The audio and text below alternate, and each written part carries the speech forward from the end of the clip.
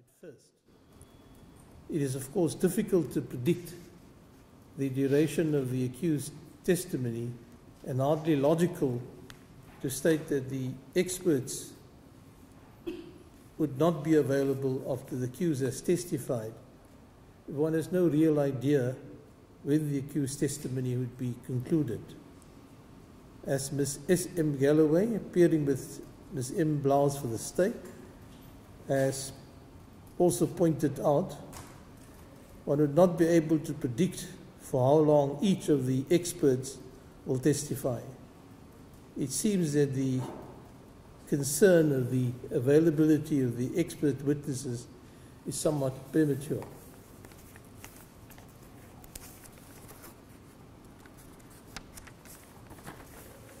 Section 151B1 of the CPA provides as follows. 1B, the court shall ask the accused whether he intends giving evidence on behalf of the defense, and 1, if the accused answers in the affirmative, he shall, except where the court on good cause shown allows otherwise, be called as a witness before any other witness for the defense, or 2, if the accused answers in the negative but decides after other evidence has been given on behalf of the defense to give evidence himself, the court may draw such inferences from the accused's conduct as may be reasonable in the circumstances. It follows from section 151B1 that an accused has to testify first in his own defense unless on good cause shown the court permits otherwise. With regard to the above section, there is limited case law on what can be considered as good cause.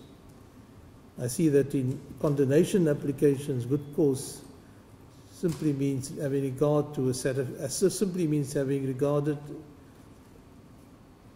A good cause simply has been regarded as a satisfactory and acceptable explanation. See in this regard, State v. Mazizi, 209, 3 All South Africa, Road Reports 246, the SCA. The only reported authority which deals directly with the notion of good cause,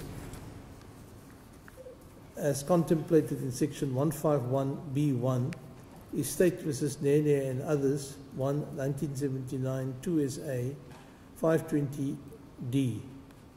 In that case, an accused brought an application for his wife to testify before he gave evidence. She apparently had returned to another province to attend to her young children. The court held that in ordinary circumstances it would have refused the application, but found that in this instance the convenience of the witness amounted to good cause. The judgment as reported is very brief, and the ambit of the wife's testimony is not set out in that judgment. In the present matter, Mr. Botha contended that his experts will not testify on the merits of the case. He argued that the accused's plea explanation set out his version in some detail, and he will accordingly not be in a position, the accused will not be in a position to alter his version. The purpose of section 151 is clearly to lessen the probability of an accused tailoring his evidence and making it more consistent with the evidence of other defense witnesses. We see in this regard Dutoy et al., the commentary on the Criminal Procedure Act, pages 22-16. The submission that the accused would not be in a position to tailor his evidence is not entirely correct. The state's case is based on circumstantial evidence and to a large extent the evidence of expert witnesses. Although the evidence will not amount to direct evidence, the accused experts will testify on the merits of the state's case. The accused is the only member of the Van Breda family who is in a position to give direct evidence about the events underpinning these charges. Nothing prohibits him from modifying or amplifying his version in accordance with what is stated or conceded by his expert witnesses during their testimony.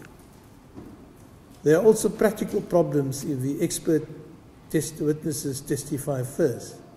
These have been highlighted by Ms. Galloway. She is only in possession of an expert's report emanating from the defense. She may have to consult with her own experts after the defense witness testifies in chief. This would occasion delays, with the experts having to extend their stay in Cape Town or even having to return.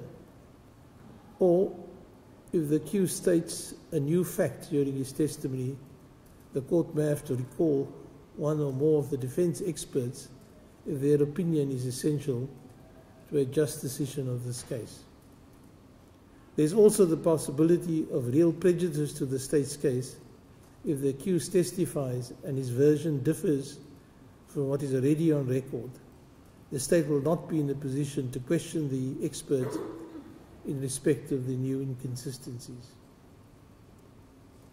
Probably realizing that he may have significant problems with regard to good cause, as contemplated in section 151B1, Mr. Botha has subsequently revised his application. He now indicates, somewhat unusually, that the accused has not yet made a final decision whether to testify or not. He effectively asks that the accused be allowed to decide whether to testify or not at a later stage and not at the close of the state's case. I am not at liberty to compel or order the accused to make a final decision at this stage, nor can the court inform the accused what to do. The statutory framework is clear in this regard. In terms of section 151 of the Criminal Procedure Act, the court must simply ask the accused if he intends to give evidence. If he answers in the affirmative, he shall testify first, except where he shows good cause that the court should allow otherwise. If the accused indicates that he does not intend giving evidence, but decides to testify after the other evidence has been led, the court may draw inferences from the accused's conduct as may be reasonable in the circumstance. At this stage of the proceedings, the accused must simply say whether he intends giving evidence or not. If he requires more time to decide whether he wishes to testify or not, the defense may bring an application to that effect. Although the issue of the constitutionality of section 151B of the CPA was raised during the course of argument, Mr. Botha has expressly indicated that the court was not required to make a finding in that regard. I accordingly venture no view in respect thereof. In the result, the court finds that the accused has not shown good cause why he should be allowed to call the expert witnesses before testifying himself. The application, if such, in terms of section 151B1 is dismissed. Yes, Lord. But as I've indicated in the course of my argument, as your Lordship no doubt recall, my client has, and I've placed on record, effectively made the decision that at this stage he does not intend to testify. Thank you, Mr. Botha. And we will intend on the 9th with your Lordship's leave to call the witnesses that we intend to call. You're limited to conduct your cases, court cases. Before the court adjourns,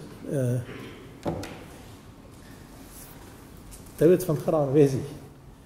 Warrant Officer van Graan has been an officer of this court for almost 3 decades, and he retires this week. He's been in this court and many other courts, and I've seen him around in some cases.